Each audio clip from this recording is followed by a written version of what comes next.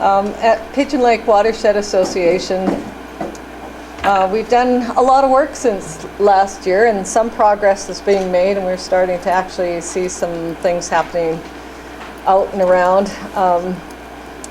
This year our nutrient budget has been done, and one of the big things is it told us what Chris showed you, that of all the external nutrients going into the lake, there's about 40%, give it a little over 40%, that goes in from diffuse sources. So the Watershed Management Committee, which is beyond PLWA, it's got the Association of Municipalities, and people like Aaron from Alms is on there, and Chris Tykrab, and a number of others. They had decided that one of the things we should do is really get a concerted effort on cosmetic fertilizers use in the lake, and the fact that it's coming from all around. Even though a lot of people want to blame it on agriculture, there's a whole bunch coming in all around the lake. So the good news is we've got a good focus. There is a regional wastewater system going around the lake that is not, it's being carried by the municipalities and that are involved with that. But it's really interesting. A lot of people think that the sewer system is going to fix the lake, and only 2% of the nutrients have been identified as coming from sewer systems. So, you know, we still support that coming in, but there's upsides and downsides with that. The Watershed Management Committee focused on the cosmetics or fertilizers, hired some researchers to look at what's the most current available science on fertilizers. And one of the things we found out is nitrogen has as strong a correlation as phosphorus. So we've all been focused on phosphorus, probably because of Schindler's good work on that, but we need to be focused on both nitrogen and phosphorus. So we've got to dispel some of the people around the lake think it's okay to have nitrogen. There's still a lot to learn about organic. And anyway, what we've decided is that we're going to have recommendations. Oh, and beside the science on the science end of things, we also said what's working elsewhere. And what's working elsewhere is a combination of annual education for people and what needs to happen, as well as regulations. That's what works. So we put that into a survey. We had some highlights of the research, put it into a survey, and the people came back, and we had 344 responses on behalf of 745 people. And really what that was is a call to action.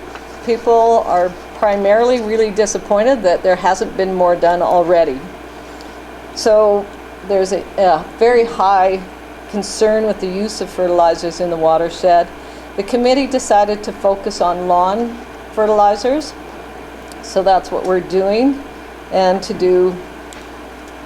that's where now Pigeon Lake is the organization to do the education, and hopefully in combination and support with the municipalities where we can, and our membership where we can, and volunteers.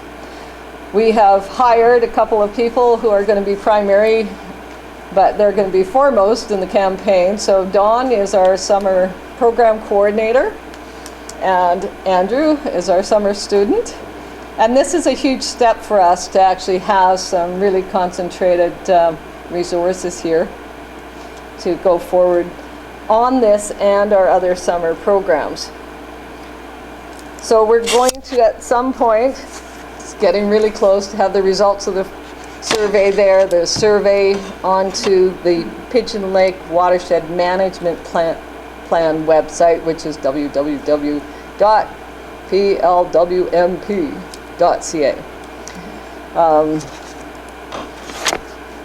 So the Pigeon Lake Watershed Association campaign, because in our survey that said, what do you believe, what are you doing, what do you think should be done, found that a lot of people have got some knowledge gaps and there's a lot of people who didn't do the survey who have knowledge gaps. So we've got a base pamphlet that says why it's important, why we should be concerned, how we all need to step up if we like the water quality and we love the lake, and we start to move into how.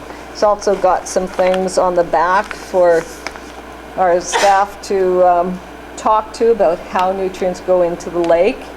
And we're going to move towards promotion of self-sustaining soils. So we're also, to accompany this, is going to be the Pigeon Lake 12-step program.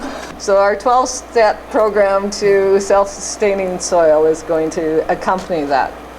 The survey said they wanted this brochure. The survey said that they would like to have emails in the spring to say, how should I maintain my lawn?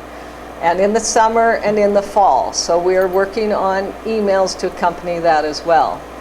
We hope that all the summer villages are fine with us putting up and refreshing messages and driving people to some resources and links and videos on our website. We haven't got it in the budget, and we didn't get any grants except for one of 2 summer students, and I had to put myself up as in-kind donation to get WCB so that we could fulfill the needs of the grant application.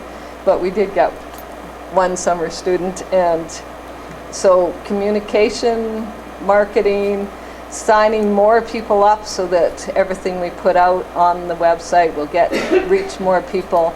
Summer villages are keen to have a few things in their newsletters.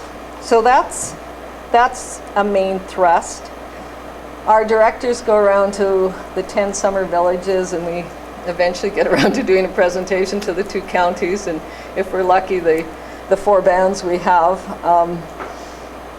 And in that presentation, we asked each of the summer villages we did a little bit about aquatic species. And last year after this conference, I went away and said, Kate, we need a sign. We need to get people gearing up and get in their budgets and things and get the councillors on board. Most of the councils have said they would have some signage up. We had a leadership session. We asked at that leadership session if they want to have a session on aquatic invasive species, and there wasn't much interest. So that's a little disappointing. But we'll do emails out to as many people as we can. We'll see if there is more interest as we go along. We do have a model land use bylaw that the Pigeon Lake Watershed Management Plan group put together. So who was it said they're going into land use planning? Somebody did. So that's kind of a template. There's a lot to it. And Don is sitting here. He's the mayor of Grandview, and they have gone ahead. I'm going to speak on that. Okay, but I'm just saying that there's some summer villages that are working, and it's geared, what we've done, and I mean the PLW MP, has tried to do it so that municipalities could take parts of it and fit it in as they want to their own, because most of them have some. Most of the summer villages are not that keen about doing anything. So just at our last PLWMP meeting, we decided that if any of them want to go ahead, we try and make committee members available to sit down and step through that document, because there's a lot to it. And Mamio, Pete's here from Mamio, he's a councillor, and they've decided that they're going to go ahead in their own way as well. And we hope that this is a document that will help the municipalities go ahead. It was done up by Judy Stewart, who is a lawyer and who has expertise in this area. There is one other municipality at this time that is going ahead with that. So we're thrilled that some of the municipalities anyway are stepping up. Some of the other PLWA programs this year, the education programs, Dawn's going to do a Love the Lake. We're partnering with the provincial parks, and we did this last year with all our lake partners. We had alms, or not all of them, but most of them. We had Nature Alberta coming out. And we had cows and fish. Carrie was there. We had a bunch of people. And one day we didn't get many people out. We learned that Saturday's the best day to go out. And it went over quite well. So we're going to step it up, but just have one day this year. And really try and get a bunch of people out and have a bunch of different things.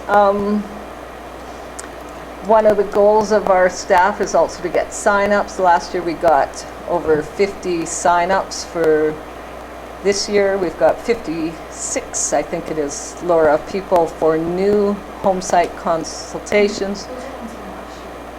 The ones that we got last year. So this year their goal is to get another 50 for next year, or whatever we can do this year. There's going to be about 41 follow-ups. So we pay them so that we get dedicated home site consultants to do as many as possible. And so that's a major program, and the summer villages contribute to that. So there's lots happening. I could talk more. We're looking forward to other results that Chris didn't talk about, but we are doing a bathtub model very similar to, Graham, you talked about the model where you plug in the numbers. Well, this bathtub model will be available for all the watersheds, actually, and we'll plug in Pigeon Lake numbers to our lake to say where might we target and focus efforts, and if we do this, what might be the outcome. Paleo sedimentary samples are being taken too that will actually tell us what's possible, and we'll start to get some ideas. And we're really keen on good hope stories too, to make sure that people know that what they do, it might not take forever. That's one of the biggest challenges that we hear. People say, Susan, I've got grandchildren and I want to play with them, and I have to take them to the swimming pool because, you know, some of the year, especially August. The lake is beautiful and gorgeous in July for the most part, and then we have some advisors up in August at Pigeon. And of course we hit the news big time because we're so big and close to Edmonton.